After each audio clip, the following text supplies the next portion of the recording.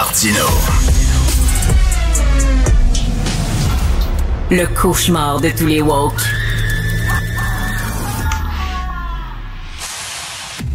Ça, c'est un texte qui me fait complètement capoter.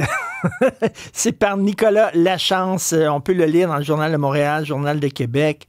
3 administrateurs liés à la saga de la transformation numérique de la SAAC qui ont été écartés du gouvernement, là, mais ils jouissent d'une sécurité d'emploi. Ils ont été tablettés, mais avec plein salaire.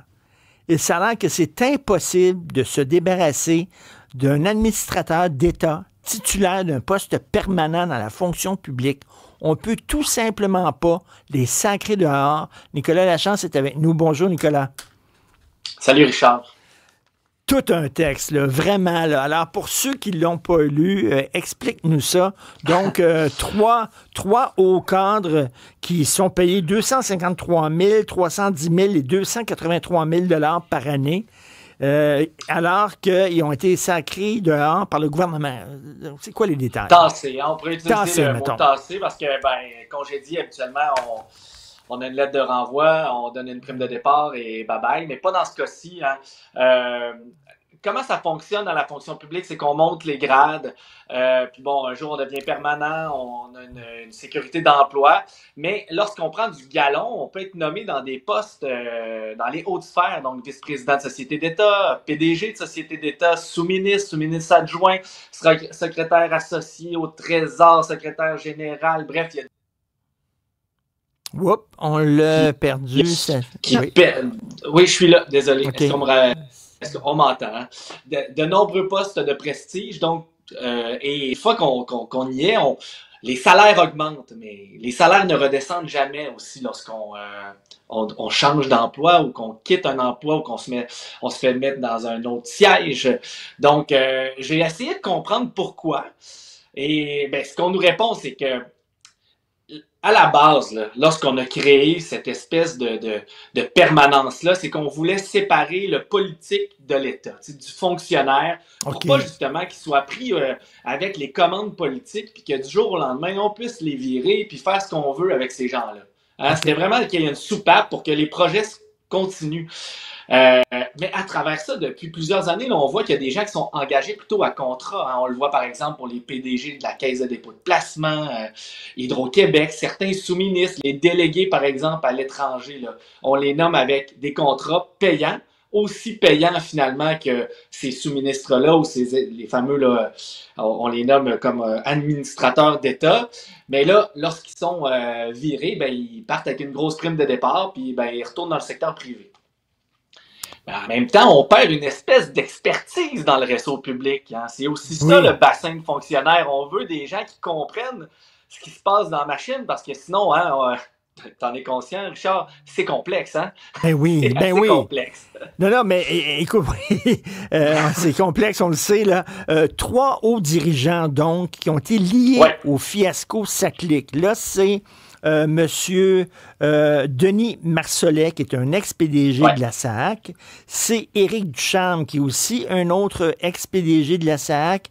Et c'est Pierre Rodrigue, qui est l'ancien sous-ministre d'Éric Kerr au numérique. Alors, ces 3-là ont été liés de très près au fiasco SACLIC, mais ils conservent leurs avantages, même après avoir été dégommés par le gouvernement. Alors, je comprends qu'on ne voulait pas que l'État, l'appareil de l'État, puisse être directement influencé par le politique. Hein, que quand il y a un changement de gouvernement, on décide, on va changer tel chef de société d'État, puis tout ça. Bon, je comprends qu'on voulait faire un mur entre les deux, mais là, on a créé comme un monstre, c'est-à-dire qu'on peut quasiment plus se débarrasser de ces gens-là.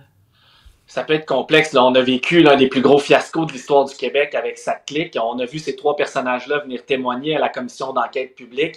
Leur mission, bien sûr, eux autres, comme administrateurs d'État, et c'est très bien indiqué dans les offres d'emploi et dans la loi, c'est qu'ils se doivent de protéger l'État Donc, c'est leur rôle, Oui. c'est de protéger donc la réputation de l'État, les secrets de l'État. Mais là, on sent que ça a dérangé certainement le témoignage de certains. Là, on a pu voir M.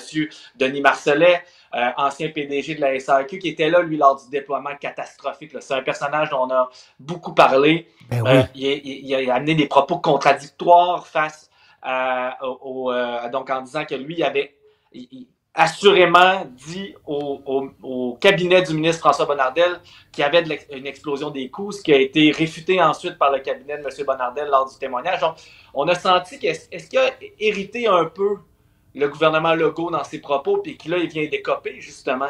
Mais également, il avait été traité d'incompétent parce que c'était lui qui était à la tête de la transformation au moment des faits. Donc, mais est-ce que c'est un motif légitime à un renvoi? C'est là qu'on a posé des questions à des experts de l'ENAP, par exemple, qui nous ont dit, ben là, c'est compliqué, on met pas... Est-ce qu'on peut mettre quelqu'un dehors pour avoir mal mis en place le plan qui était voulu par le gouvernement? Mais Nicolas... Là, on est moins dans un cas de fraude ou de violation, là, de violence, par exemple. T'interviews une prof de l'École nationale d'administration publique, l'ENAP, a dit, pour être congédié, lorsque tu étais un administrateur dans l'État, il faut avoir fait quelque chose de très grave. Mais les Québécois jugent que c'est quand même assez grave, là, ce qui s'est passé à la SAC. Si ça, c'est pas considéré comme un motif de congédiement, ça prend quoi?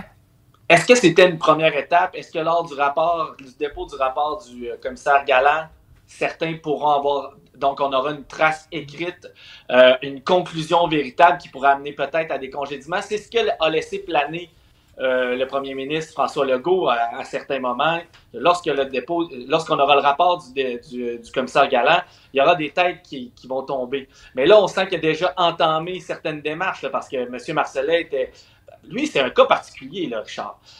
Le gars est dégommé en 2023, OK, en pleine crise SAC-Clic. C'est le chaos total. On le dégomme, on le tablette.